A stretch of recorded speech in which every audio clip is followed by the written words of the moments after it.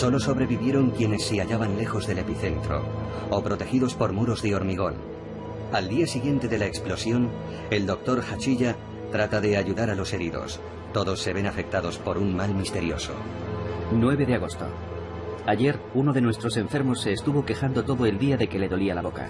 Hoy le han aparecido numerosas microlesiones en la boca y bajo la piel.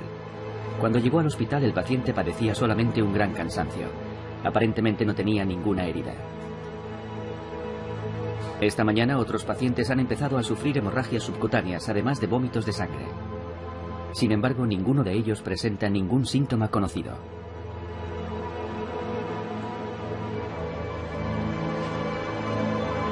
18 de agosto. Hoy ha aparecido un nuevo síntoma. Muchos de los pacientes han empezado a perder el pelo. Tienen un color enfermizo.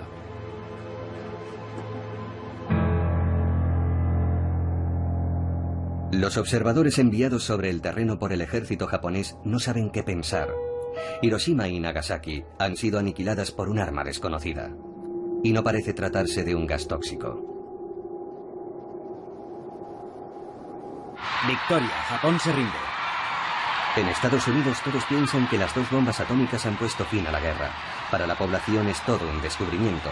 Estas armas han sido desarrolladas en el mayor de los secretos. Ni siquiera el Congreso sabía de su existencia. Pero la historia que se vende a la opinión pública es la de unos héroes modernos, no la de una ciencia asesina. Informe sobre nuestro desarrollo atómico.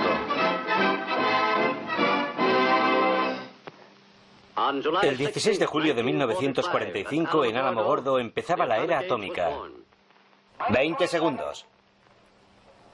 Los doctores James Bryan Conant y Vannevar Barbush se encontraban entre el público. 5 segundos. ¡Fuego!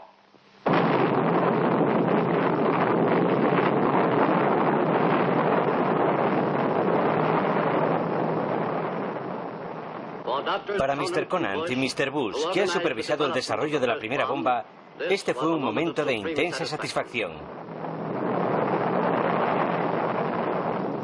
Esta película de propaganda narra la historia de la bomba, en la versión del ejército estadounidense. Es una ficción. Solo los personajes son reales. Hay un militar, Leslie Groves, el jefe del mayor proyecto de América durante la guerra, el Proyecto Manhattan.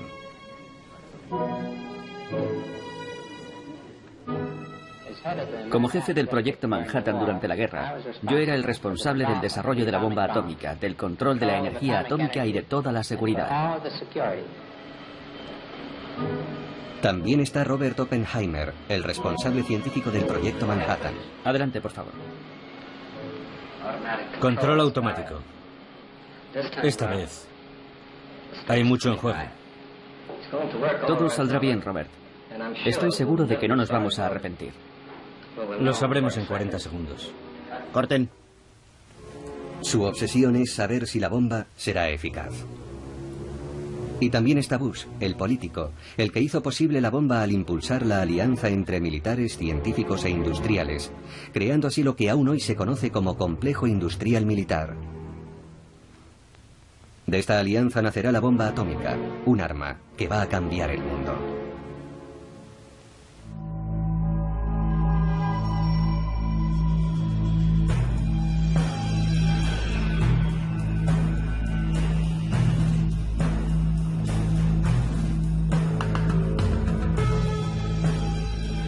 Los Álamos es un centro de investigación militar desde 1943.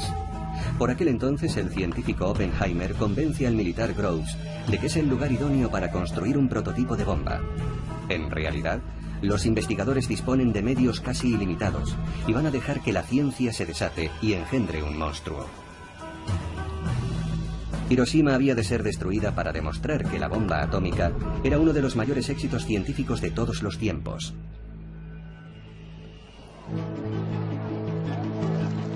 Todo empezó en 1939 cuando el célebre físico danés Niels Bohr acudió a los Estados Unidos para una reunión en Princeton. Bohr llega con una mala noticia. Al parecer, un equipo de investigadores alemanes han logrado la fisión de un núcleo de uranio. Esa operación podría producir una energía descomunal. El resultado, la fisión nuclear. En los círculos científicos, la noticia supone todo un bombazo. La parte del átomo que se pierde explota en forma de energía, demostrando así la teoría de Einstein, según la cual la masa y la energía son en realidad una misma cosa.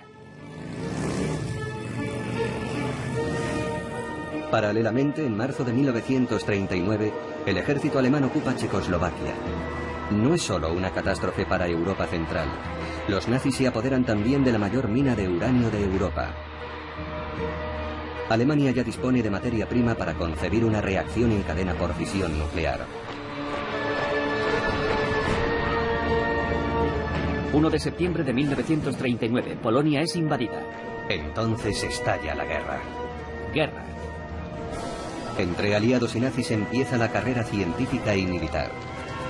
Pero en Estados Unidos, la opinión pública es muy hostil a una intervención en el conflicto europeo.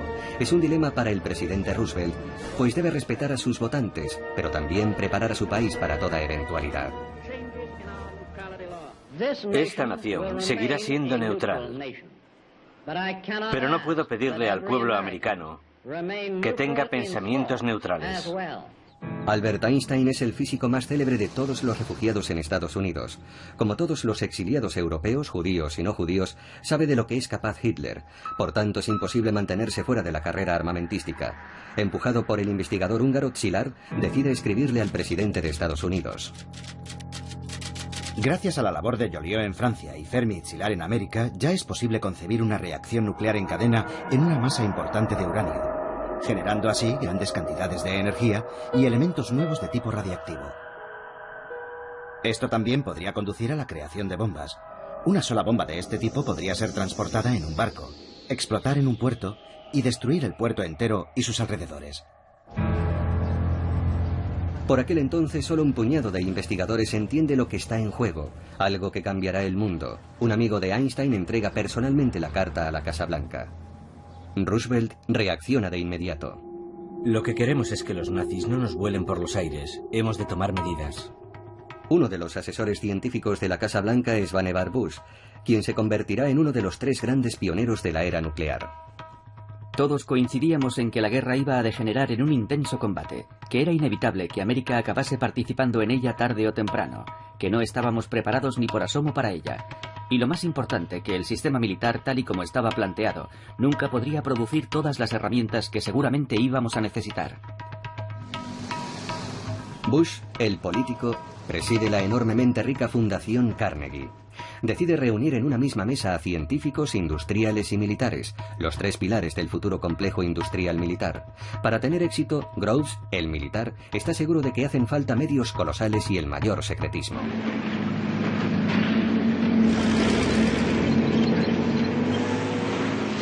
En Europa se precipitan los acontecimientos. Durante el verano de 1940, la ofensiva relámpago de la Wehrmacht noquea a Bélgica y Francia en 6 semanas. Gran Bretaña se encuentra sola frente a Hitler. Los alemanes desfilan por los Campos Elíseos.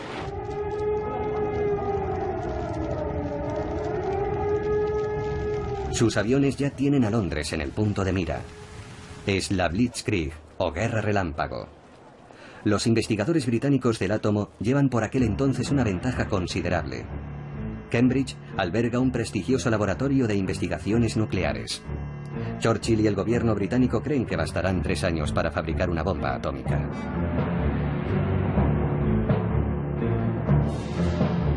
Pero es imprescindible que dichas investigaciones no caigan en manos de los nazis. Para contar lo que sucede a continuación, las películas de propaganda de la posguerra nos dan una vez más la sensación de estar siguiendo en directo un asunto ultrasecreto. Bush, el político, comparte con uno de sus colegas su preocupación por los ataques en Londres. Seguramente los alemanes estén trabajando en una bomba atómica. Como ya te conté, han conseguido mucha agua pesada de esa gran planta de Noruega. ¿Para qué la van a usar si no? ¿Qué le parecen los avances de los británicos? Chadwick y los demás físicos están de acuerdo con nosotros. Con el uranio 235 la bomba funcionará. Pero son conscientes de que eso va a requerir un gran esfuerzo industrial. Los británicos están asfixiados con la actual producción de guerra. Todos solicitan que se realice aquí el trabajo. Y en efecto, La Inglaterra bombardeada decide compartir sus investigaciones con Estados Unidos. Destina a Washington un manual de instrucciones para la energía atómica, el llamado Informe Maud. Hemos llegado a la conclusión de que sería posible fabricar una bomba de uranio de unos 10 kilos que tendría una capacidad de destrucción equivalente a 1800 toneladas de TNT y liberaría una gran cantidad de material radiactivo letal durante un largo periodo de tiempo en la zona de la explosión.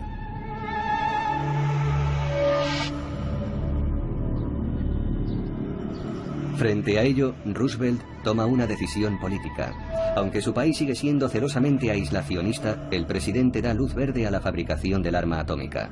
El programa nuclear americano será emprendido al más alto nivel de Estado, sin rendir cuentas al Congreso de Estados Unidos. La censura militar se abate sobre la física nuclear.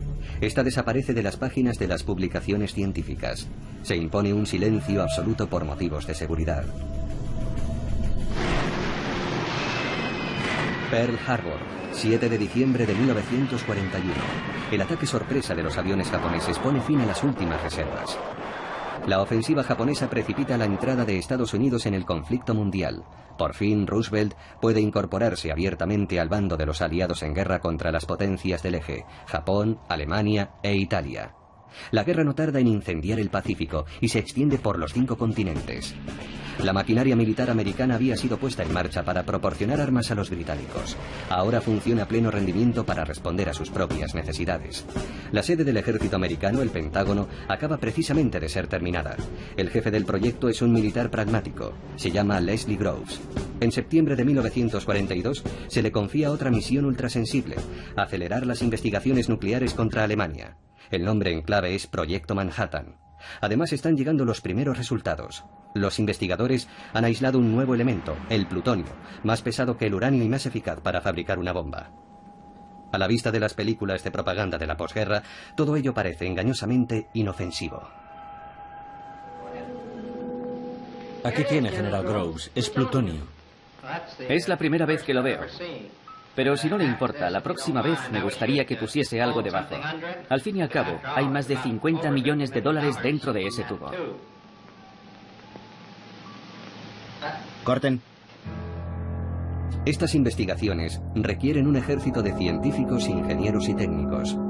Para coordinar a esos equipos, Groves ha escogido a un profesor de física teórica de la Universidad de Berkeley, en California, un hombre que incluso ha simpatizado con el Partido Comunista, Robert Oppenheimer. Este es catapultado a la cabeza del proyecto de investigación más ambicioso que haya conocido la ciencia. Es un genio, un auténtico genio que lo sabe todo. Puede hablar sobre casi cualquier tema. Solo hay 2 o 3 cosas de las que no sabe nada. De deportes, por ejemplo. La otra prioridad de Groves es encontrar materia prima para la futura bomba.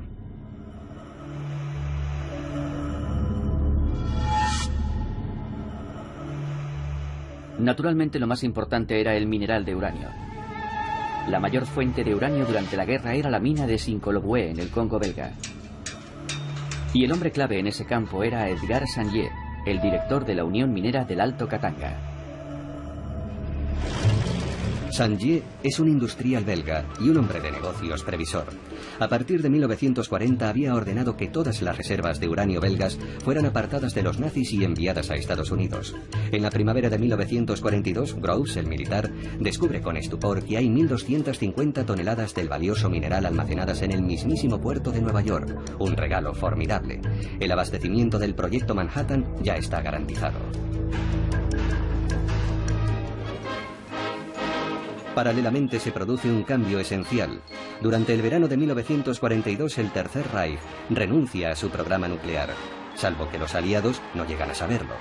Para Albert Speer, el nuevo ministro de Armamento y Producción de Guerra, los dirigentes nazis no han comprendido el cambio radical que suponía el arma atómica.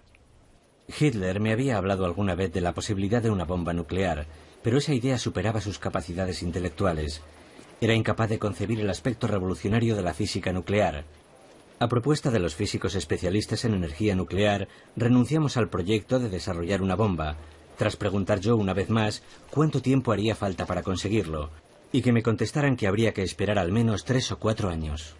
Berlín tiene otras preocupaciones más apremiantes. Para respaldar la ofensiva en el frente ruso, el Reich necesita petróleo, un bien aún más vital que el uranio de las minas checas. Y para ello Hitler tiene la mirada puesta en el Cáucaso, en dirección a Bakú e Irán. DuPont de Nemours es uno de los gigantes de la industria americana, inventor del nylon y sobre todo principal fabricante de explosivos y municiones durante la Guerra de Secesión y las dos guerras mundiales. Desde un principio se solicitó su apoyo para el proyecto Manhattan, al igual que el de Monsanto, Kellogg's y Union Carbide y otros grandes grupos americanos. Hiroshima debía ser destruida para consolidar el poder económico y político del complejo industrial militar.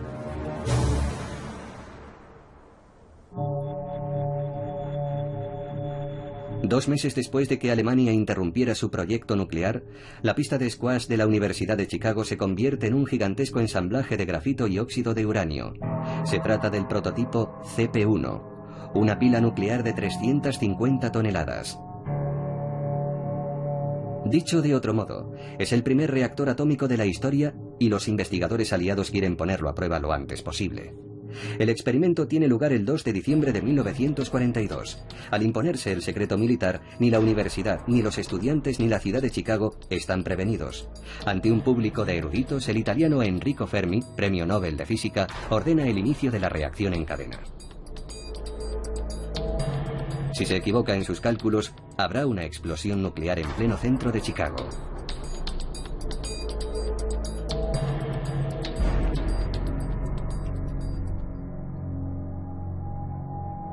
Todo sucede según lo previsto. Por primera vez en la historia, el hombre ha logrado dominar la energía nuclear.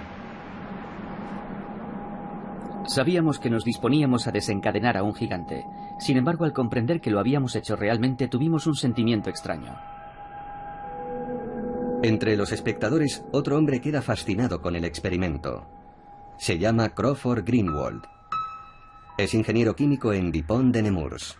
La concentración de neutrones en la estancia se elevó muy por encima de los límites autorizados, y las radiaciones gamma, justo por encima de los límites tolerables por un ser humano, en un espacio de 24 horas. El resultado global fue mucho mejor de lo que se esperaba, y para mí fue una experiencia muy emocionante. Greenwald, el industrial, asiste al experimento invitado por el general Groves. Para llevar el proyecto Manhattan a su fase industrial, Groves necesita un conglomerado acostumbrado a la confidencialidad y capaz de supervisar un equipo que manipulará cantidades importantes de uranio y plutonio, altamente radiactivos.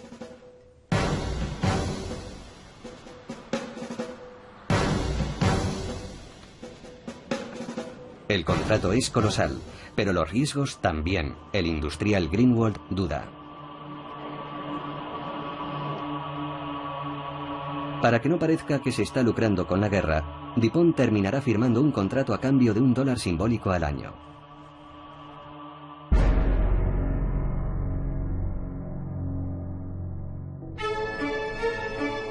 Estamos en la costa oeste, en pleno desierto, a 300 kilómetros de Seattle, Hanford. El tamaño de las instalaciones construidas por DuPont de Nemours permite hacerse una idea de las necesidades industriales ingentes del proyecto. Las obras cubren un área de 1.500 kilómetros cuadrados. Tras 9 meses, 85.000 obreros construyen 3 reactores nucleares y una planta purificadora de agua, capaz de abastecer una ciudad de 1 millón de habitantes.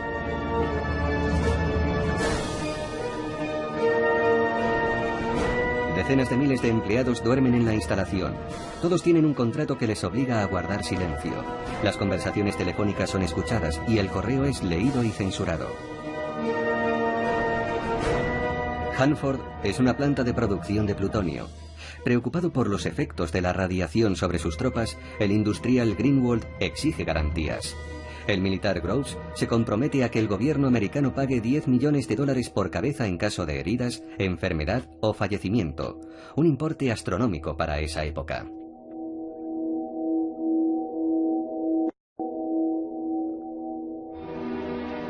El proyecto Manhattan se reparte por toda la geografía americana. Esta otra unidad es gestionada por Monsanto y General Electric.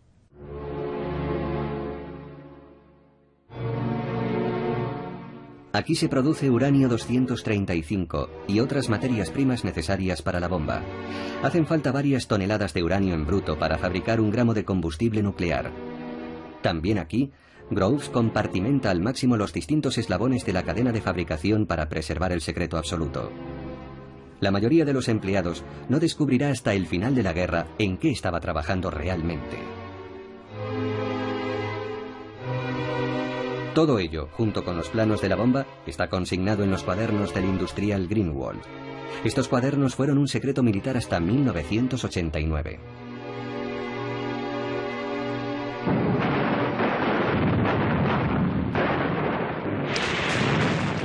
A principios de 1943 el viento de la guerra cambia de dirección. En el frente europeo la ola alemana que se dirigía hacia el Cáucaso rompe violentamente en Stalingrado. Agotado por el invierno ruso, el Sexto Ejército se rinde ante los soviéticos.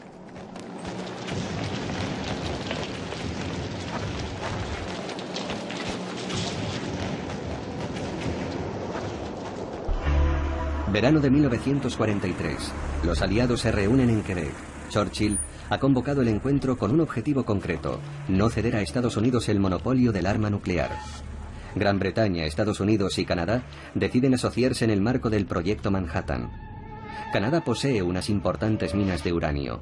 Proporcionará 4.000 toneladas del mineral hasta 1946.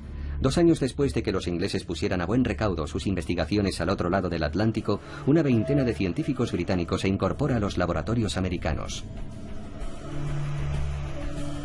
Los recién llegados se suman a los miles de investigadores, ingenieros y técnicos que ya están trabajando en el Proyecto Manhattan. Los Álamos es el tercer gran centro de investigación del Proyecto Manhattan. La vida se desarrolla en condiciones de alta seguridad, en familia, sin contacto con el exterior. La edad media es de 27 años. En este lugar ultrasensible convergen todos los materiales producidos en las distintas plantas industriales. Con ellos se podrán montar las primeras bombas atómicas. Entre los científicos llegados de Londres se encuentra el número K22, Klaus Fuchs. Nadie sabe que este joven físico alemán es un comunista que trabaja para Moscú. La geopolítica se instala en el mundo de los científicos. Sobre el terreno, investigadores y militares se plantean cuestiones muy concretas. ¿Qué arma construir? ¿Bombas de precisión para diezmar la flota enemiga? ¿O más bien un arma de destrucción masiva tal y como la describe el científico Oppenheimer a su amigo Enrico Fermi? Desearía hablarle de la cuestión de los alimentos contaminados por productos radiactivos. Recomendaría postergar el proyecto en la medida de lo posible. Considero que no deberíamos llevar a cabo el plan si no conseguimos envenenar la suficiente comida como para matar a 500.000 de personas.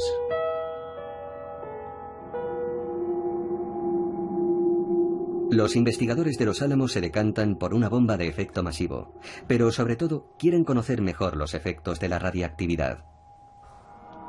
El 1 de agosto de 1944 tiene lugar un accidente en el edificio D de Los Álamos. La víctima se llama Don Mastic, un joven químico de 23 años. En el transcurso de un experimento, una probeta se rompe y le salpica a la cara un preparado a base de plutonio. Se traga unas gotas. Consulta a su médico, el doctor Hempelmann, pero nadie sabe en qué dosis es peligroso. Hempelmann acude a Oppenheimer. Por muchas precauciones que se tomen, puede reproducirse un accidente de este tipo. No me parece descabellado hacer una serie de investigaciones en ese sentido. Los militares aceptan llevar a cabo un programa de observación. El problema más urgente es determinar la toxicidad de los materiales que estamos empleando. El uranio, el radio, el polonio y el berilio. Para ello es preciso estudiar la forma en que estos elementos pueden introducirse en el organismo, ya sea por ingestión, inhalación, absorción por la piel u otras formas. Don Mastic es sometido a una serie de análisis médicos. Pero para conocer mejor los efectos de la radiactividad hacen falta auténticas cobayas humanas. Sugerimos que se seleccione a un paciente del hospital de Rochester para inyectarle entre 1 y 10 microgramos de sustancia radiactiva y que sus excrementos sean enviados a nuestro laboratorio para su análisis.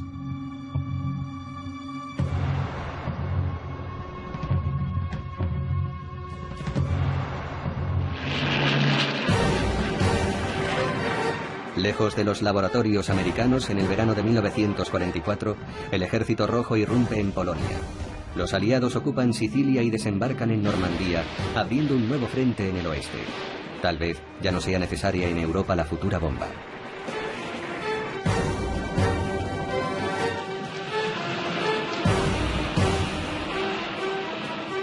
En el Pacífico, la Armada americana se aproxima más laboriosamente a Japón.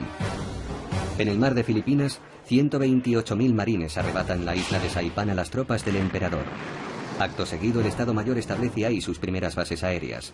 Tokio está al alcance de los bombarderos B-29, pero sigue negándose a rendirse. Roosevelt sabe que en política los mayores secretos terminan siempre destapándose. Ya lo había anticipado Lincoln antes que él. Nadie puede engañar a todo el mundo todo el tiempo. Cuando la bomba salga a la luz, habrá que sacarle partido. Con ella, América podrá dictar sus condiciones tanto a enemigos como a aliados, empezando por Stalin. Hiroshima deberá ser destruida para dar a América una ventaja decisiva frente a los soviéticos. En el verano de 1944, Churchill y Roosevelt se reúnen en Hyde Park, cerca de Nueva York. Para ellos, las derrotas alemanas no cambian nada. El proyecto Manhattan debe llevarse a cabo a toda costa.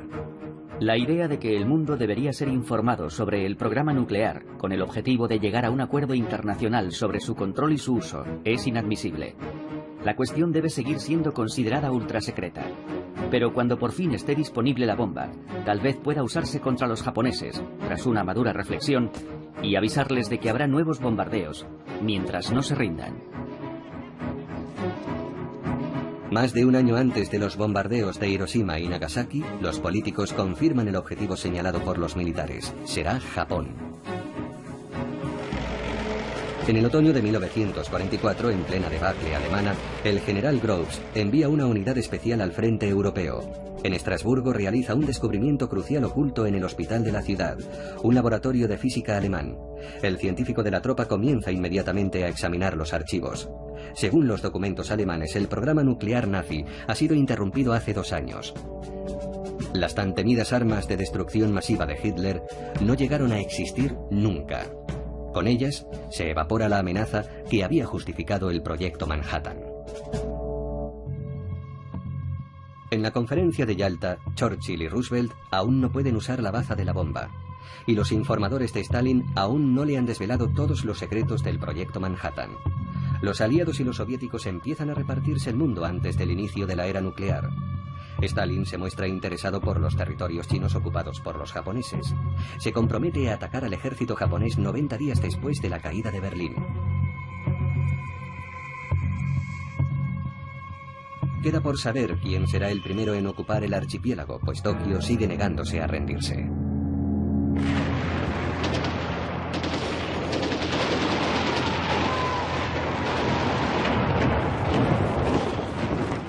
En el Pacífico, la conquista de Iwo Jima es larga y difícil. Pero ahora los B-29 de las fuerzas aéreas estadounidenses tienen el terreno despejado para bombardear suelo japonés.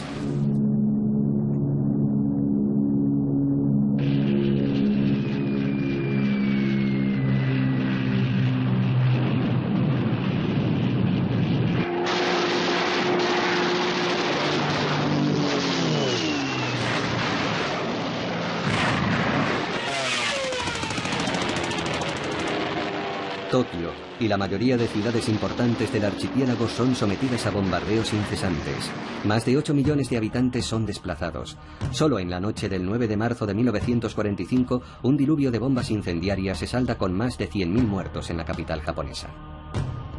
El país está hambriento, falto de víveres, de carburante y de municiones.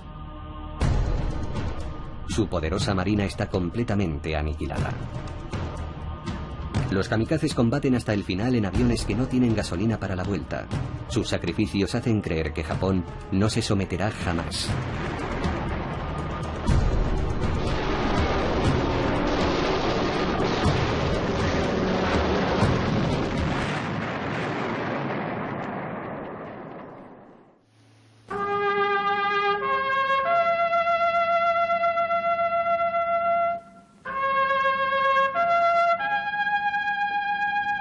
Roosevelt muere el 12 de abril de 1945. Su sucesor, un ex senador especializado en asuntos militares, Harry Truman, no está al corriente del proyecto Manhattan, a pesar de haber sido vicepresidente de Estados Unidos durante 6 meses. Su secretario de guerra le revela que Roosevelt le ha legado un secreto aplastante. Stimson me dijo que quería hablarme de la existencia de un enorme proyecto en desarrollo. Un proyecto relacionado con la elaboración de un nuevo explosivo con un poder destructivo casi inconcebible. Eso fue todo lo que pudo confiarme entonces, y su declaración me dejó perplejo.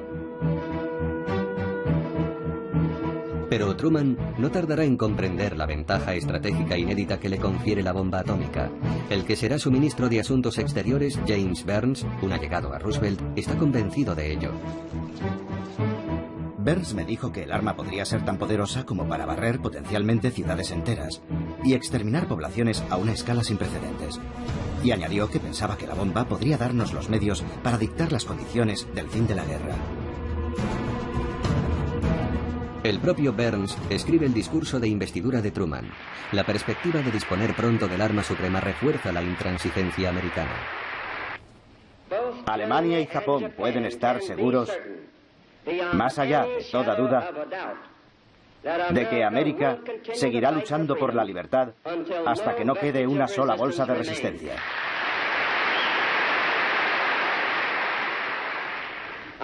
Nuestra exigencia era y sigue siendo la misma: la rendición sin condiciones. La rendición sin condiciones. En Washington, los diplomáticos americanos saben que dicha exigencia es inaceptable para los japoneses.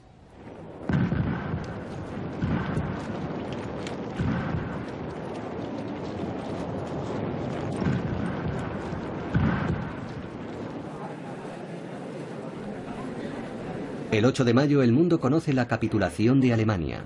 Berlín ha sido conquistada por el Ejército Rojo.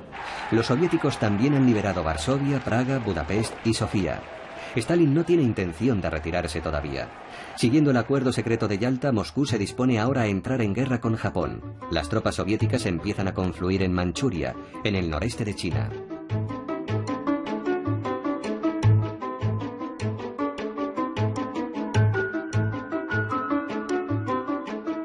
En Europa ya ha empezado la posguerra. Pero en Londres, Churchill observa con preocupación que Stalin tiene la mirada puesta en Europa del Este. Propone a Truman organizar una cumbre, sin más demora. Me parece difícil abordar estas cuestiones por correspondencia. Propongo una conferencia entre los 3 jefes de Estado lo antes posible. La respuesta de Truman es sorprendente. Estoy de acuerdo con usted en que sería deseable organizar un encuentro entre los 3 jefes de Estado. Sin embargo, por el momento, me será extremadamente difícil ausentarme de Washington antes de finalizar el año fiscal, el 30 de junio. Sorprendido por el inmovilismo del nuevo presidente, mientras Stalin sigue moviendo sus piezas en el ajedrez europeo, Churchill insiste. Creo que la reunión debería celebrarse en junio, y espero que su año fiscal no la retrase. Truman trata de ganar tiempo. Le comunica a Stalin que no estará disponible hasta mediados de julio. Churchill está furioso. Considero que el 15 de julio, repito, julio, el mes después de junio, es demasiado tarde para abordar las urgentes cuestiones que reclaman toda nuestra atención. Yo había propuesto el 15 de junio, repito, junio, el mes antes de julio, pero si no es posible, ¿por qué no el 1, el 2 o el 3 de julio? Truman termina imponiendo su voluntad. La reunión tendrá lugar en Potsdam, cerca de Berlín, el 15 de julio. El 15 de julio también es el día escogido para la primera prueba de una bomba de plutonio en Álamo Gordo. Truman desea conocer el resultado de la prueba antes de la cumbre de Potsdam.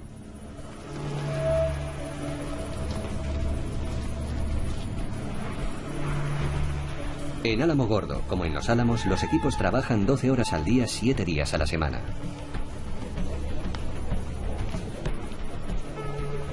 Así lo cuenta Oppenheimer. No creo que hayamos trabajado nunca a un ritmo tan acelerado como durante el periodo entre la capitulación alemana y la utilización efectiva de la bomba. Estábamos sometidos a una presión increíble para acabar antes de la reunión de Potsdam.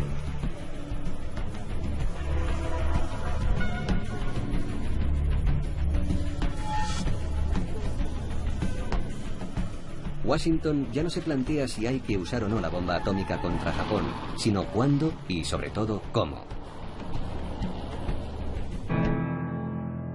Los objetivos no deben haber sido destruidos por bombardeos anteriores.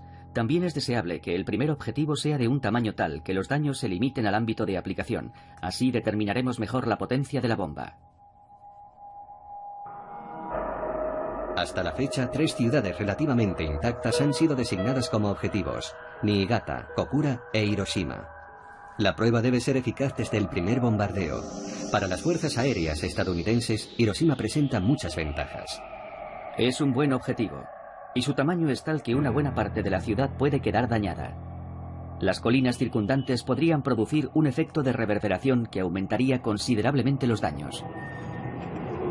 Queda por saber si hay que advertir a los japoneses. Algunos científicos en Chicago son partidarios de ello. Consideramos imprudente el uso de la bomba nuclear contra Japón sin anunciárselo previamente. Si Estados Unidos es el primer país en usar este nuevo medio de destrucción, perderá el apoyo de la opinión pública en todo el mundo. Leo Szilard, el físico exiliado amigo de Einstein, acude específicamente a Washington para defender la causa de los civiles. El secretario de Estado americano Burns le da a entender que ya nada puede detener la máquina. Me dijo que habíamos gastado ya $2.000 millones para desarrollar la bomba.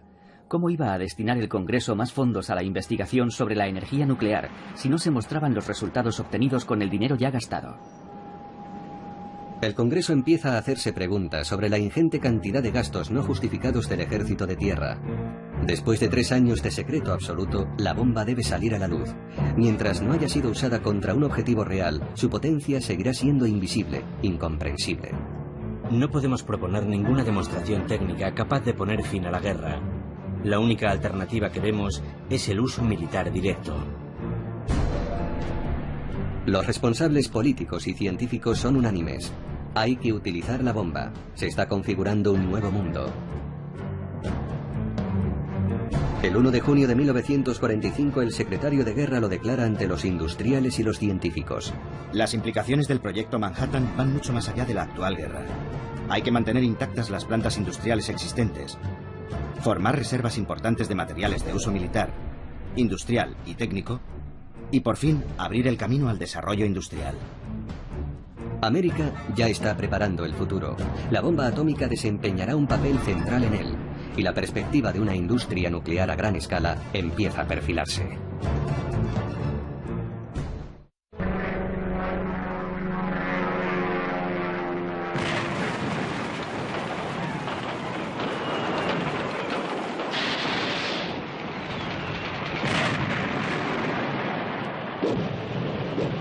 El ejército americano conquista la isla de Okinawa.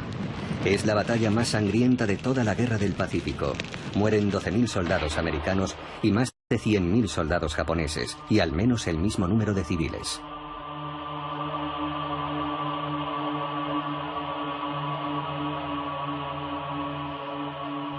Okinawa era la última muralla antes del desembarco de las fuerzas americanas en el archipiélago japonés. En Tokio, el Palacio Imperial busca por encima de todo una forma de negociar el fin de la guerra sin sacrificar al emperador. Así lo hace saber a través de Moscú unos días antes de la conferencia de Potsdam. El 7 de julio, Truman y su secretario de Estado, Burns, embarcan en el acorazado Augusta con rumbo a Potsdam. Allí descubren que los japoneses han remitido un telegrama muy urgente a su embajada en la Unión Soviética. Hoy nos ha llegado la primera prueba real de que los japoneses desean poner fin a la guerra.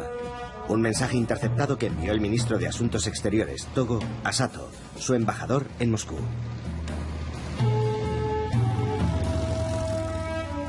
Le pide que se reúna con Molotov y le comunique que el emperador ansía poner fin a la guerra. Asimismo, Togo asegura que el término capitulación sin condiciones propuesto por los aliados es el único obstáculo para el cese de las hostilidades y que de mantenerse es inevitable que los japoneses sigan combatiendo.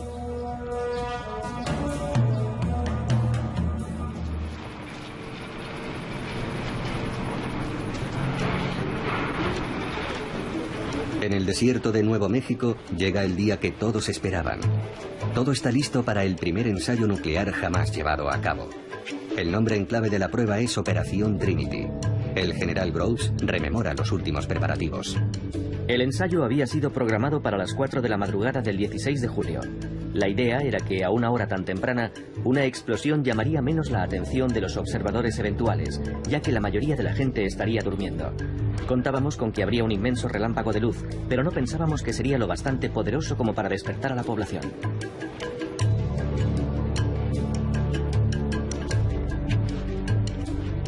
Lo llaman el Gadget, una bomba de implosión cargada con 6 kilos de plutonio. 150.000 personas han trabajado en la creación de este monstruo de metal, cuyo corazón es apenas más grande que una pelota de tenis.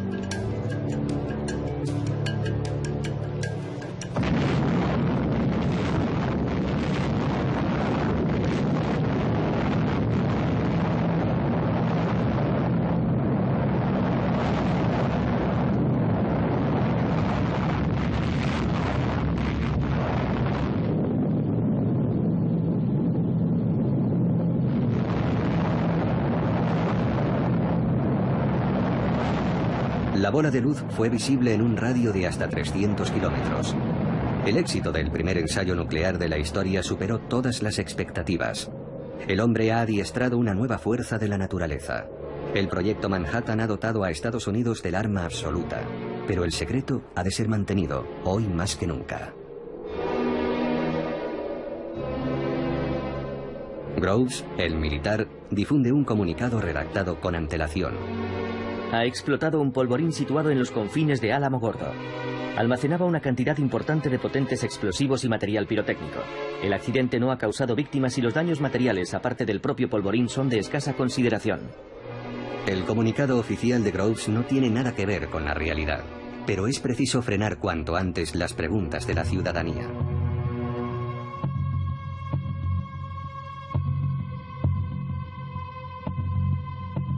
Truman y Burns llegan a Potsdam ese mismo día.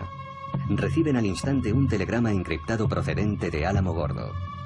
La operación tuvo lugar por la mañana. El diagnóstico es aún reservado, pero los resultados parecen satisfactorios y ya superan las previsiones.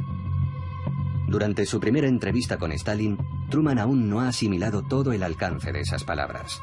La conferencia sigue su curso. Tal y como prometieron en Yalta, los soviéticos entrarán en guerra con Japón el 15 de agosto. Pero las noticias que van llegando desde Nuevo México en las horas y días siguientes cambian por completo las coordenadas de la situación. Churchill percibe inmediatamente un cambio en la actitud de los americanos. Solo comprende el porqué al día siguiente, al leer el informe completo del general Groves. Ahora sé lo que le pasó a Truman ayer. Durante la reunión, tras leer el informe, se convirtió en otro hombre.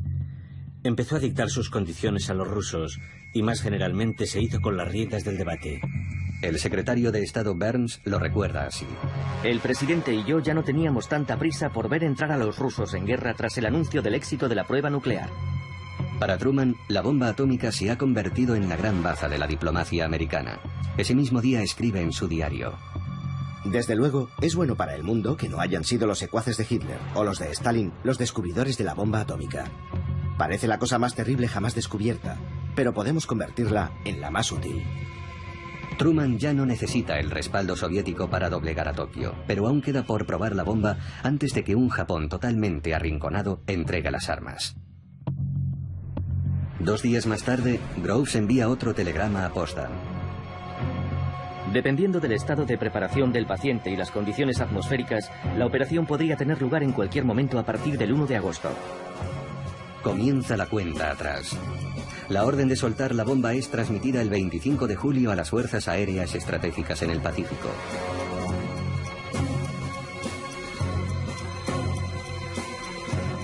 Truman, Churchill y Chiang Kai-shek firman la declaración final de los aliados. La Unión Soviética de Stalin ni siquiera ha sido invitada a participar en la redacción del texto. Llamamos al gobierno japonés a aceptar sin más dilación la capitulación sin condiciones de sus fuerzas armadas, evidenciando así su buena fe. La otra alternativa para Japón será una destrucción instantánea y total. Furioso, Stalin comprende que ha sido traicionado. Sabe a través de su espía en Los Álamos que la bomba atómica está lista. Acelera el despliegue de sus tropas en Extremo Oriente, en un intento por ser el primero en ocupar Japón. En Potsdam acaba de escribirse el primer capítulo de la Guerra Fría.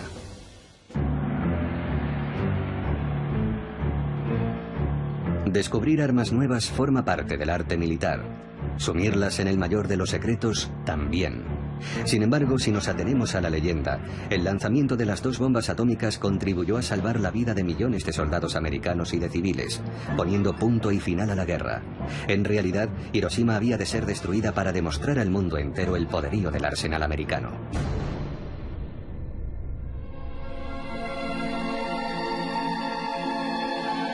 El aeropuerto militar americano de Tinian.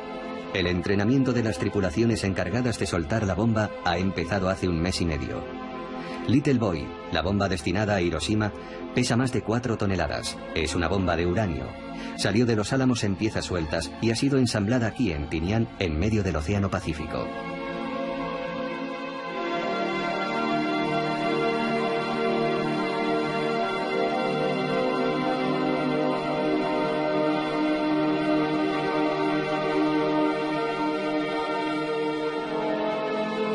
Un bombardero B-29 se prepara para recibir la bomba.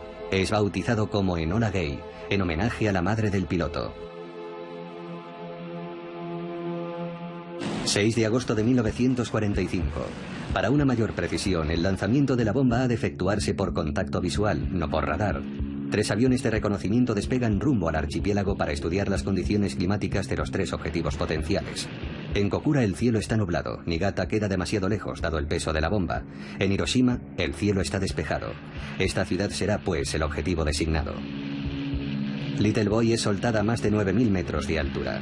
Explota unos 40 segundos más tarde, a 600 metros por encima de Hiroshima.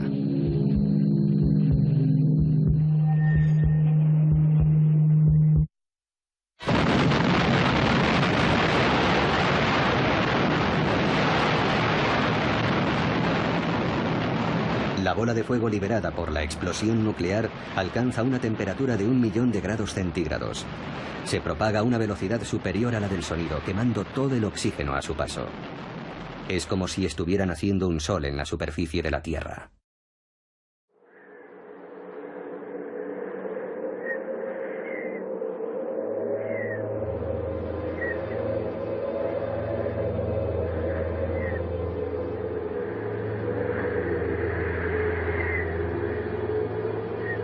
...6 de agosto.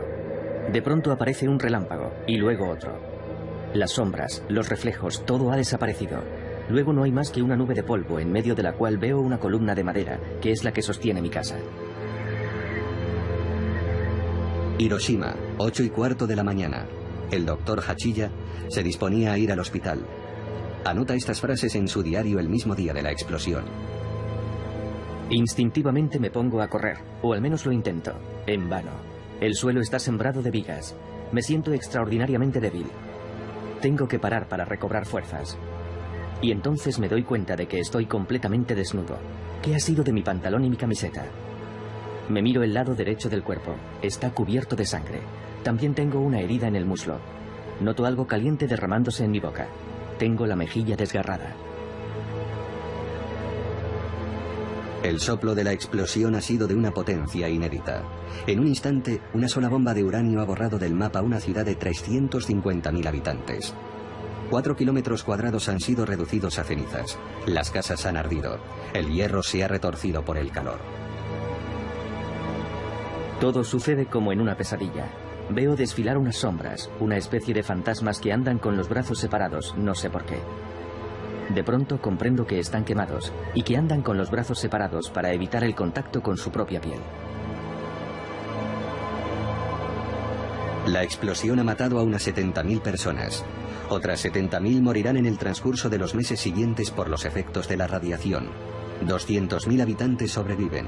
Son los Hibakusha, los irradiados por la bomba atómica.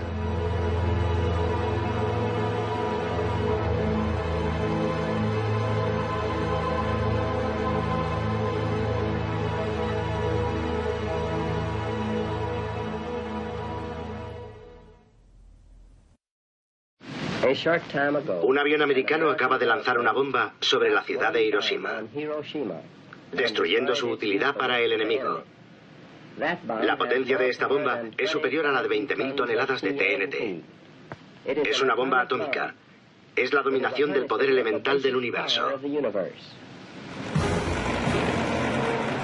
A los 2 días de la explosión de la bomba en Hiroshima, los soviéticos declaran la guerra a Japón.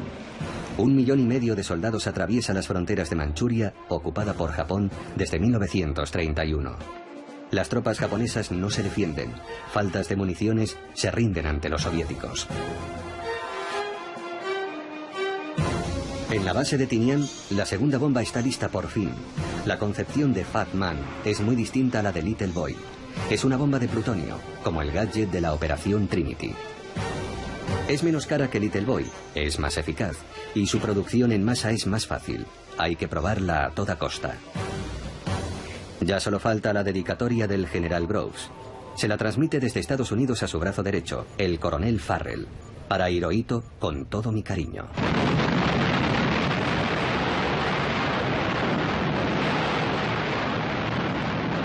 ...9 de agosto. Pasadas las 11 de la mañana, a bordo de un B-29, un cámara filma el champiñón atómico encima de Nagasaki. El avión también transporta a un grupo de científicos que han acudido a observar la explosión. De regreso a la base, la tripulación bautizará al bombardero como Necessary Evil. Para la historia, la bomba nuclear ha pasado a convertirse en un mal necesario.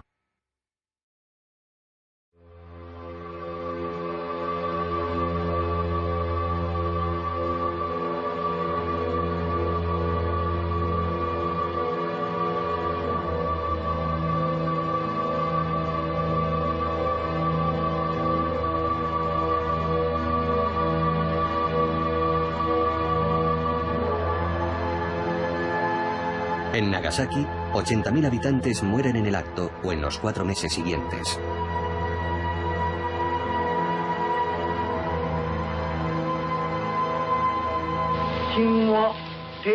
Hemos dado orden al gobierno del imperio de comunicar a América, Inglaterra, China y la Unión Soviética que aceptamos su declaración conjunta. El 15 de agosto de 1945, el pueblo japonés oye por primera vez la voz de su emperador. Este les comunica la capitulación de su país. El Palacio Imperial no solo se ha rendido ante la bomba. A su modo de ver, Tokio se enfrenta a un peligro aún mayor. El ejército rojo está avanzando hacia el norte del archipiélago.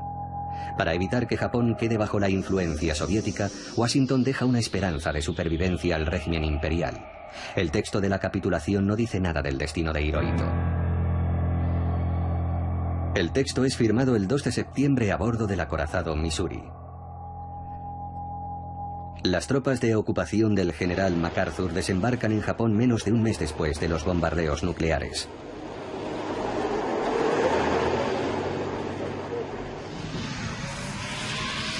Pero los primeros extranjeros en llegar a Hiroshima y Nagasaki son los periodistas. El australiano Peter Barchett queda horrorizado ante los síntomas que presentan los supervivientes. En Hiroshima, 30 días después de la primera explosión atómica, que ha destruido por completo una ciudad y conmocionado al mundo entero, los habitantes que no han sido tocados directamente por la deflagración sufren atroces dolores y siguen muriendo por razones aún desconocidas que solo podemos describir como una peste atómica. El ejército se apresura a contraatacar. El brazo derecho de Groves en Japón, el coronel Farrell, convoca al periodista y manda publicar un rotundo desmentido. En Hiroshima, los que debían morir ya han muerto. A principios de septiembre ya nadie está padeciendo los efectos de la radiactividad.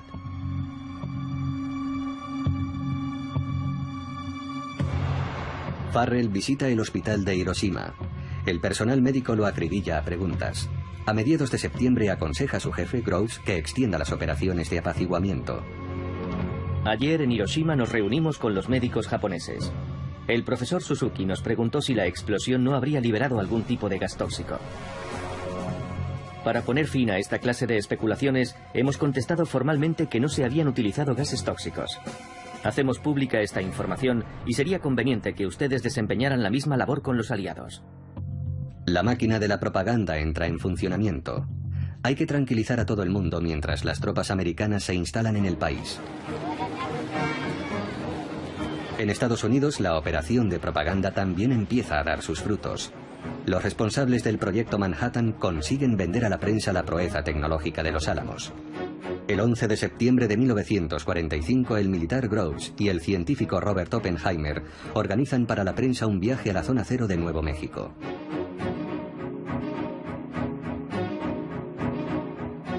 La zona sigue siendo radiactiva, pero Oppenheimer trata de transmitir un mensaje de calma. Explica a los periodistas que, contrariamente al gadget de la Operación Trinity, las bombas japonesas fueron lanzadas desde una gran altura. No deberían darse efectos comparables a los de las armas químicas, ni envenenamiento de la Tierra por los elementos radiactivos, ni las demás atrocidades que suelen acompañar las grandes explosiones. El mensaje es transmitido a la opinión pública. La bomba nuclear es una bomba limpia. Nada tiene que ver con las armas químicas prohibidas por el Protocolo de Ginebra. Mientras tanto, van llegando más militares a Japón para filmar y analizar los efectos de la nueva arma. Un soldado enseña orgullosamente el punto de impacto de la bomba en medio de unas ruinas aún radiactivas. Este es el epicentro, la zona cero. Otros enseñan ante las cámaras los rastros del soplo nuclear. Estudian cuidadosamente la propagación de los rayos incandescentes y las huellas que han dejado en los edificios.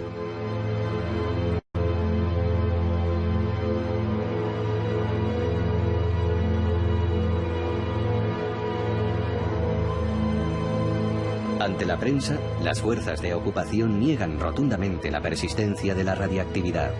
Mientras tanto, los observadores americanos siguen midiéndola meticulosamente. Un soldado estadounidense recuerda su estupefacción durante una misión de patrulla en Nagasaki. No sabía qué estaba haciendo allí. No había ni un alma. Había perecido todo rastro de vida. No había pájaros, ni animales, ni grillos, nada de nada. Es difícil describir un silencio tan absoluto como este.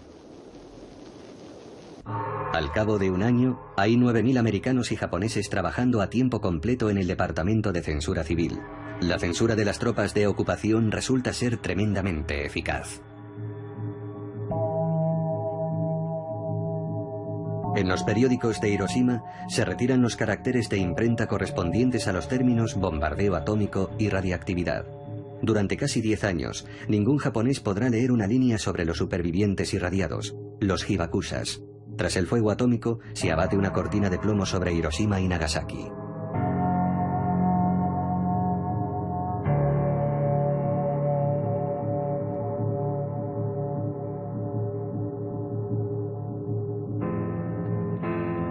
Todos los documentos censurados durante esos años están conservados aquí, en la Universidad de Maryland, cerca de Washington. Decenas de miles de libros, periódicos y carteles. Frente a los oficiales americanos que protestan contra el peso de esta censura, el general MacArthur se mostrará siempre inflexible. Esta propaganda falaz y perniciosa tiene por objetivo dar la impresión de que se ha instaurado una censura arbitraria y cínica. Tras haber amordazado a la prensa, queda una operación más delicada por llevar a cabo: la desinformación sobre los efectos de la bomba. En noviembre de 1945, el Congreso americano abre una comisión de investigación sobre el desarrollo del átomo y su control. Groves prosigue su operación de legitimación ante los senadores. Si hubiéramos tenido que combatir en Japón, el número de víctimas hubiera sido enorme. Churchill lo estimaba en más de 1 millón de muertos. La bomba atómica hizo imposible que los japoneses siguieran en guerra, pese a su decisión de combatir hasta el final.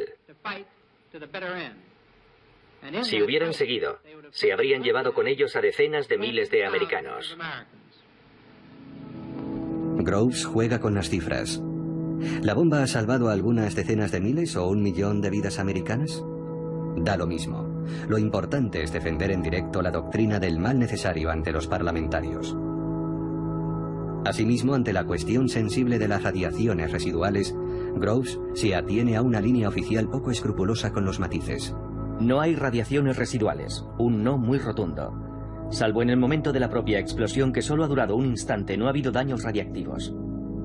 Un senador le pregunta si existe algún antídoto contra la radiación. Groves responde lo siguiente. Hay varios tipos de daños radiactivos. Si la radiación es lo bastante fuerte, la muerte es instantánea. Una dosis menos fuerte puede entrañar una muerte diferida, pero los médicos dicen que el sufrimiento es soportable y que incluso es una forma bastante agradable de morir.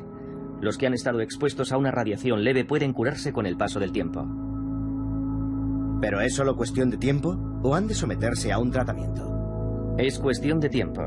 Si una persona que trabaja con materiales radiactivos es irradiada accidentalmente, le basta con un periodo de baja para curarse. Los senadores terminan adhiriéndose a las tesis de Groves. Su objetivo es el mismo: tranquilizar a la opinión pública sobre el desarrollo nuclear llamado a un futuro radiante. Entre los militares, la unanimidad de fachada sobre los beneficios de la bomba nunca ha sido total. Tan solo 2 días después del bombardeo de Nagasaki, el hombre que transmitió la orden de soltar la bomba, el general Spaatz, ya apuntaba en su libreta.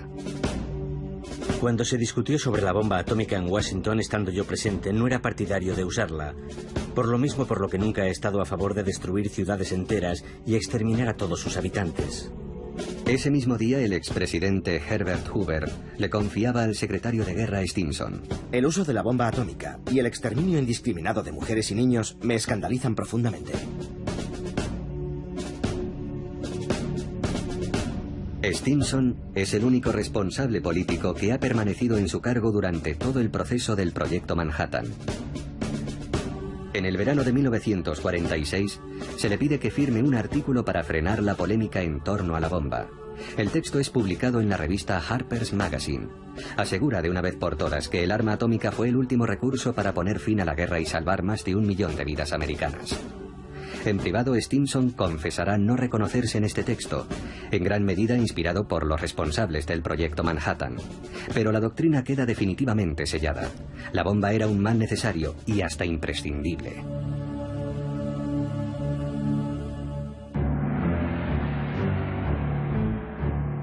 En Nueva York, un congreso reúne a científicos, industriales y militares en torno a la cuestión del futuro del átomo. A finales de 1945, los hombres que concibieron la bomba en la sombra se congratulan en público y ya empiezan a preparar el futuro.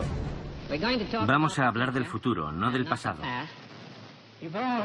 Doctor Conan, han hablado todos mucho de las razones del éxito del Proyecto Manhattan.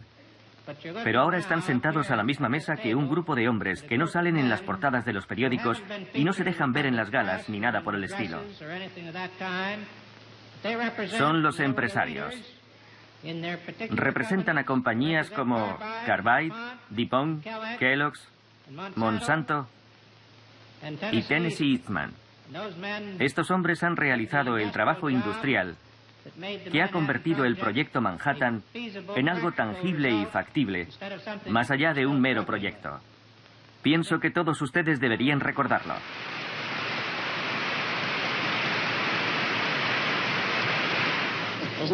No veo ninguna diferencia entre resolver los problemas de la construcción de una bomba atómica, lo que ya era una tarea enorme, y resolver los problemas del uso de la energía atómica con fines pacíficos.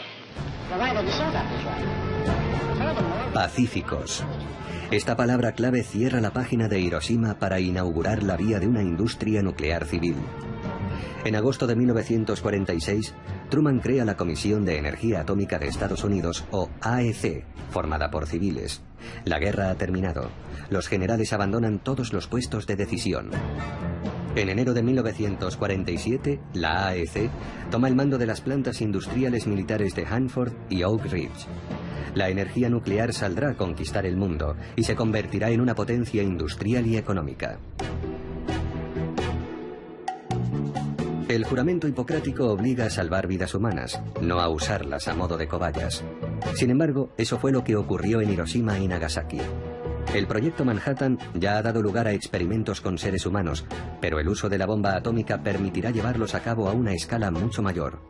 Este experimento a tamaño natural, estudiado durante décadas, ha permitido a América prepararse para los peligros de la era nuclear.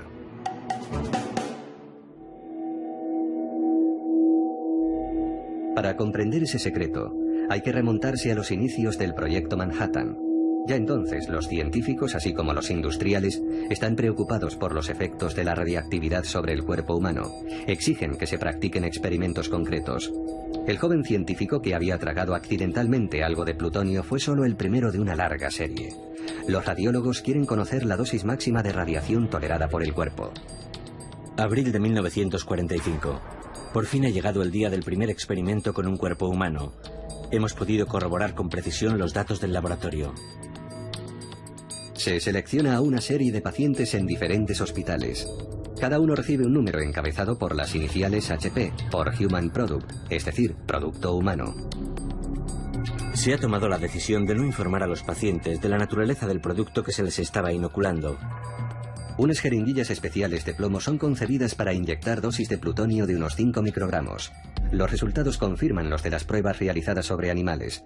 No deparan ninguna sorpresa. El plutonio, 30 veces más tóxico que el radio, es un poderoso cancerígeno. 3 pacientes son sometidos a estas pruebas en abril de 1945 y otros 11 a partir de septiembre tras el fin de la guerra. Por aquel entonces, el responsable del proyecto Productos Humanos acaba de llegar a Nagasaki. Es el Dr. Warren, el médico jefe del proyecto Manhattan.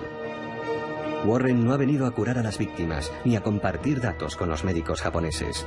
Quiere estudiar los efectos del plutonio sobre los irradiados. Toda la información es transmitida a Estados Unidos. Enfermedades causadas por la radiactividad. Al finalizar el periodo crítico de 2 semanas, las quemaduras y llagas que creíamos en vías de curación han empeorado repentinamente y no se han podido detener las hemorragias. Muchos de los pacientes han muerto y la cifra de fallecidos no ha parado de aumentar cada día. Han aparecido erupciones cutáneas en la mitad superior del cuerpo de las víctimas, extendiéndose por el resto del cuerpo, y su estado ha empeorado. Otro de los síntomas característicos del periodo crítico es la alopecia. Este soldado se encontraba en un cuartel a 1 kilómetro del epicentro. No sufrió quemaduras, pero a las 7 semanas del bombardeo empezó a perder el pelo y a presentar manchas, acompañadas por 39 grados de fiebre y diarreas.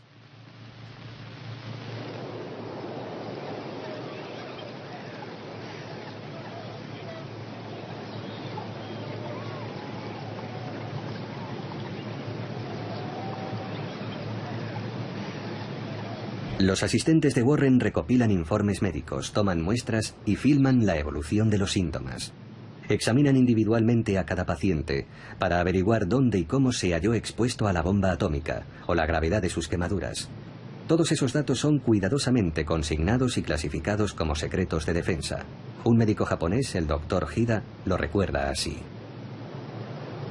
El director del hospital nos comunicó una orden del Ministerio de Sanidad que debíamos observar todos, tanto los pacientes como los empleados.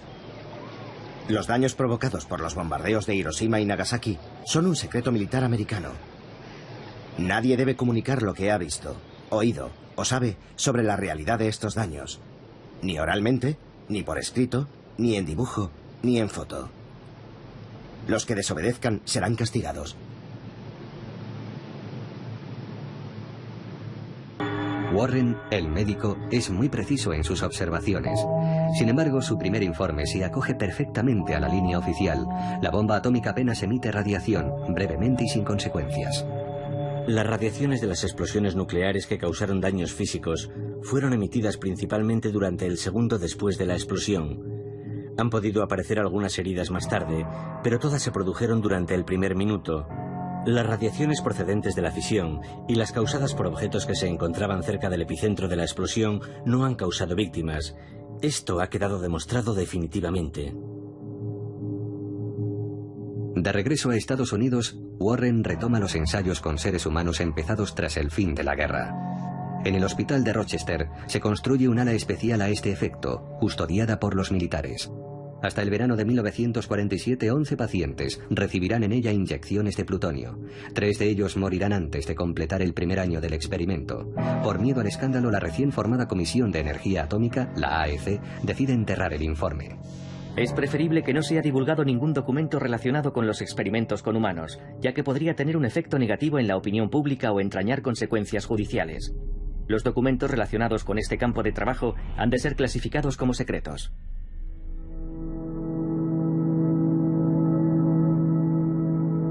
En Estados Unidos se habla de la ética médica, mientras en Hiroshima y Nagasaki comienza una gran investigación sobre las radiaciones. El nuevo secretario de la Armada, James Forrestal, presiona a Truman para que explote los datos científicos recabados en Hiroshima y Nagasaki. Los resultados provisionales de la investigación arrojan que unos 14.000 japoneses han sido irradiados por la explosión nuclear. El análisis de estas personas y de los demás habitantes es una oportunidad única y muy importante para los aliados para emprender investigaciones médicas y biológicas sobre los efectos de la radiactividad. Dichas investigaciones no pueden ser interrumpidas ahora, sino que han de llevarse a cabo a largo plazo. Una oportunidad única. Poco después, Truman promueve la fundación de una comisión de víctimas de la bomba atómica, la ABCC, que se instala en Hiroshima y Nagasaki. Con la colaboración del Ministerio de Sanidad japonés, la ABCC retoma el trabajo del Dr. Warren a gran escala, estudiar el efecto a largo plazo de la radiación sobre las víctimas de la bomba. Una vez más, los supervivientes se ven obligados a cooperar en las investigaciones médicas, sin recibir ningún tratamiento. Una vez más, los datos recabados son clasificados, recopilados, archivados y enviados a Estados Unidos. América se prepara así para enfrentarse a los nuevos peligros de la era nuclear. Los bancos de datos médicos de la ABCC fueron secreto de defensa hasta 1975. En 1973, un informe confidencial de la ABCC explicaba la vital importancia de esta labor para futuras generaciones. Desde el punto de vista de la protección contra la radiación, es importante y útil conocer las consecuencias a largo plazo de las bombas atómicas.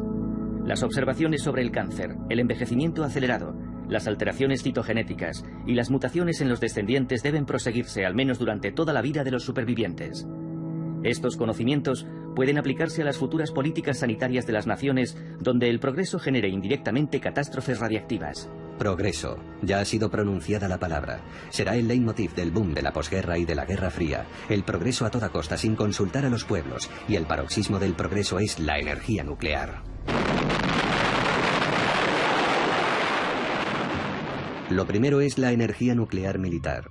A finales de los 40 se abre la carrera armamentística a una velocidad exponencial. La Unión Soviética se apresura en alcanzar a su gran rival. Luego seguirán Francia, China y otros que participarán en la carrera en secreto. Israel, la India y Pakistán. El arsenal mundial se convierte en un monstruo incontrolable.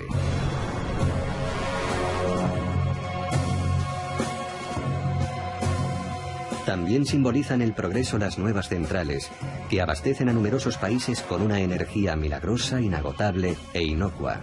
Con la ayuda de su antiguo enemigo, Estados Unidos, Japón se convierte en el tercer productor mundial de energía. Pero Fukushima vuelve a sumir brutalmente al país en la pesadilla atómica.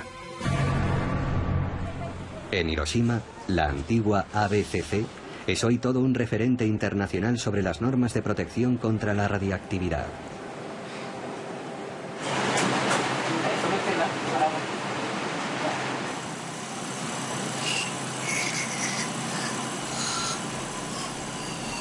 Nadie había imaginado que los irradiados de Hiroshima padecerían leucemias, hemorragias en las encías o manchas en la piel.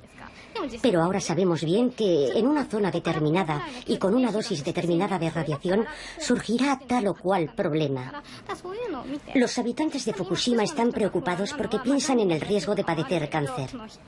Recuerdan las imágenes de Hiroshima, las quemaduras, las bocas desdentadas, los cadáveres. Supongo que están muy angustiados porque se imaginan que les puede ocurrir lo mismo.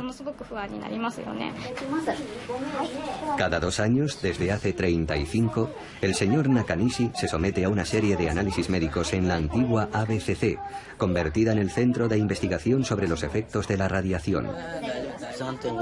Mi madre me dijo que estaba a unos 3,5 kilómetros del epicentro en el momento de la explosión. Yo tenía 3 años. Me contó que estaba fuera y fui irradiado. Al poco tiempo perdí todo el pelo. Cuando estaba en la escuela primaria, muchos compañeros de clase murieron de leucemia. Eso me hizo pensar que también podía sucederme a mí.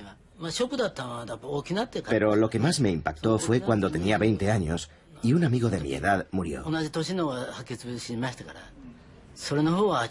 Eso me asustó mucho. Se puede morir por la bomba atómica más de 20 años después.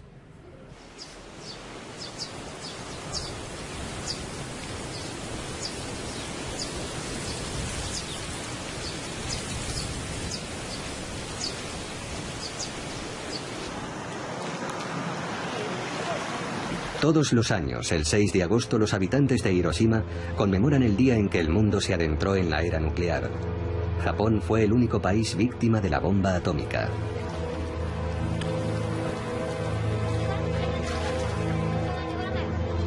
En Hiroshima y Nagasaki, estas lámparas de papel son depositadas en el río para apaciguar las almas de los desaparecidos.